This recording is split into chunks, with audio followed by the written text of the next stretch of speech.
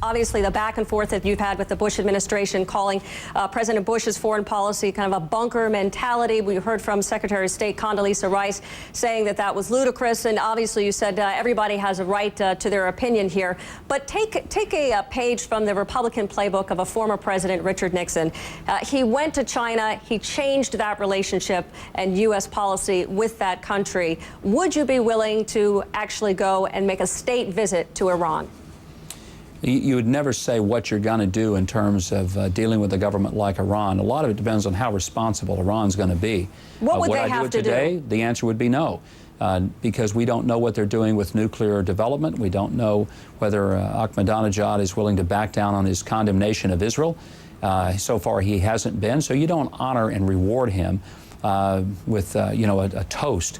But here's what I think you need to recognize. How is that not the bunker mentality that you criticize the Bush administration for? Well, let's clarify that. What I'm talking about is that when military expert after military expert and general officer after another went to the Rumsfeld administration and said, here's how many soldiers we need, they were told, no, that's not how many you're going to have.